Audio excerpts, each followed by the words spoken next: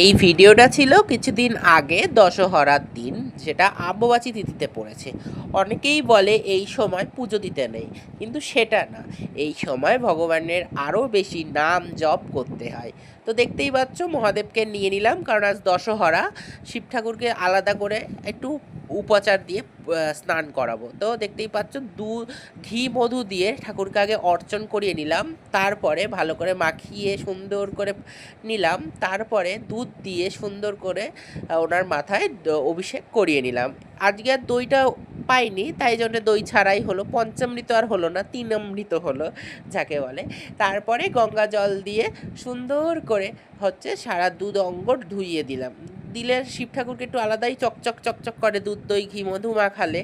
তো তারপরে ঠাকুরকে মুছিয়ে সুন্দর করে সিঙ্গার করিয়ে দিলাম পুষ্প দিয়ে। দেখতেই পাচ্ছ সুন্দর লাগছে, আর সব দেবদেবতাকেই সুন্দর করে ফুল টুল দিয়ে সাজিয়ে গুছিয়ে দিলাম। এই সময় আমাদের বাড়ির যে কজন মারা আছে তারা পর্দার আড়ালে থাকে। এই সময় আমরা জনসমক্ষে মাকে দেখাই না, কারণ এই সময় তো মায়ের বিশ্রামের সময়। তাই সামনে মা মঙ্গলচণ্ডীর ঘরটা রয়েছে, সেই ঘটেই আমাদের নিত্য সেবা পুজো চলে। এখন দেখতে পাচ্ছ, দশহরা বলো বা আম্বুবাচীতে, দশহরাতে আমাদের বাড়িতে ঠাকুরকে দই চিড়ে দেওয়া হয়, এবং আম্বুবাচীর সময় ঠাকুরকে দুধ কলা আম দেওয়া হয়।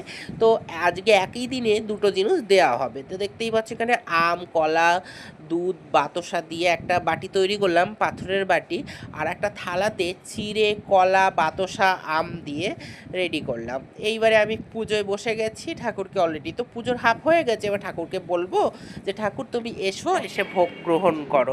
এবার আরতিটাও একটু করে নিলাম, করে নেওয়ার পরে এটা সন্ধেবেলা সকল বাসি ফুল টুল ফেলে দিলাম। আজ দশহরা, তাই জন্যে ঠাকুর গঙ্গা দেবীর কাছে তো গেলে ভালো হতো, কিন্তু এই সময় তো আমরা যেতে পারবো না। মানে এখন আমাদের দাদু মারা গেছে, 1 বছর হয়নি। তো বাড়িতেই প্রত্যেক বছরই বাড়িতেই করার চেষ্টা করি। একটা থালা নিলাম, সেই থালাতে স্বস্তিক আঁকলাম। এখানে মা গঙ্গা দেবীকে স্মরণ করে তার কাছে 10টা প্রদীপ নিবেদন করো, 10টা ফল নিবেদন করতে হয়। তো তাতে 10 জনমের পাপ নষ্ট হয় এবং দশাবিধ পাপ নষ্ট হয়। তো দেখতেই পাচ্ছ, এখানে প্রথমে আমরা স্বস্তিক এঁকে নিলাম থালাতে। তারপরে আমাদের বাড়িতে যে গঙ্গা জলগুলো থাকে, সেই গঙ্গা জল থেকে কিছুটা গঙ্গা জল ওখানে নিয়ে নিলাম। নিয়ে নেওয়ার পরে তারপরে দেখো আস্তে আস্তে গঙ্গা জলটা ঢেলে নিলাম। তারপরে মাকে একটু আরও ফুল দিয়ে অর্চন করে নিলাম। এই ফুলটা আমি বিকেলের মধ্যেই তুলে রেখেছিলাম।